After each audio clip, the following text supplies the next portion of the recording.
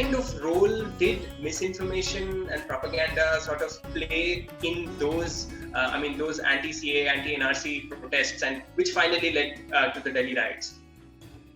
Yeah, I think, Kaush, it was, as I was saying in a very cynical way, there have been so many propagandas that we almost forget the. So CAA happened almost ages ago, but it happened only a year ago. And when it happened, I remember, almost daily, I used to talk about this. I used to give facts, 7 or 8 facts on why CAA is good, why it is not. So, but it's difficult for me to remember right now, but I'll try to. I think what happened was that these guys felt, especially after Modi coming to power again, and after the abrogation of Article 370 that happened immediately after he came, took office the second time, and I think 5th August was the Article 370 abrogation, and then came the CAA. So these guys were totally frustrated. They were they were like, it was an attempt to vent so much anger that was pent up over the last 6 years, impotent anger, anger that could not result in Modi being beaten in 2019 elections, and that just spilled on. And in a very strange way, the BJP also supported it because it was clearly an illegal protest. They had blocked the road. They were inconveniencing millions of commuters, Delhiites. It was clearly Hindu-phobic. All that anger that came out was pure Hindu-phobia, and there were calls, five-year-old children saying, "We're going to kill Modi. I'm going to kill Amit Shah." And there were 2 infants, 4 infants who died in that bitter cold as well, and they were proclaimed as martyrs. And so all those things were happening, and the BJP kind of did not do anything about it. So I still don't know the reason why. I think they thought that maybe it's going to translate into so much anger against this that it's going to help them. Ultimately, they're also politicians. They're not doodh ke dhula koi nahi. So, but it actually led to riots. So I think had they acted swiftly in November, the riots wouldn't have happened. But again, CAA again was, as you mentioned, it was Congress and Communist CPIM resolutions saying that they wanted something very similar. When they were in power in 2012, 2015, their resolutions were that Bangladeshi minorities should be given an asylum in India.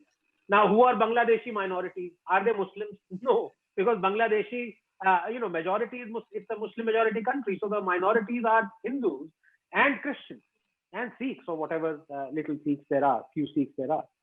So when Congress and CPIM wanted that, then it was fine, But when BJP, kind of said that this is going to happen, and why should? Because and we've seen over the last 30, 40 years, I dug out so much data on the population census and all those things. I mean, I can't even remember half of it now.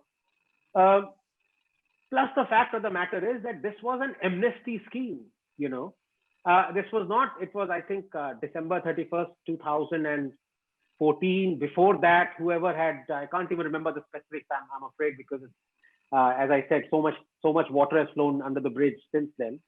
But the fact was, this was a purely propaganda and false narrative driven protest.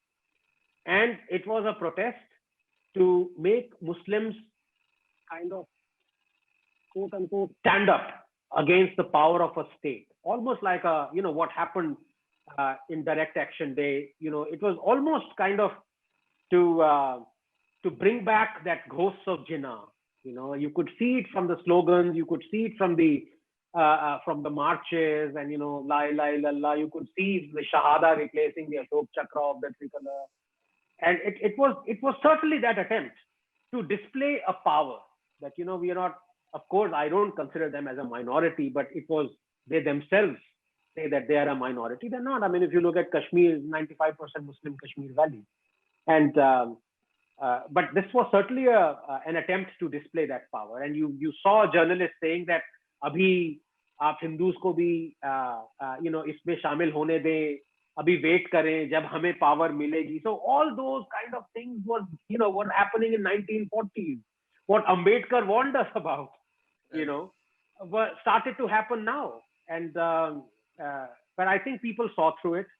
And what I would say is that the coronavirus and the lockdown kind of put an end to it. Otherwise, these protests would have continued, because you really can't stop this behemoth. Once you have religion and bigotry in the name of religion, and you have this kind of brotherhood coming together, God knows what comes. You really cannot predict. You can't predict what will happen, because that is based on the principles that are devoid of all fact. It's like saying that science. It's a science versus religion debate. It goes nowhere. You're not going to convince somebody that Jesus did not walk on water, or of immaculate conception, or a flying horse, or so many other things. You just have to leave it at that.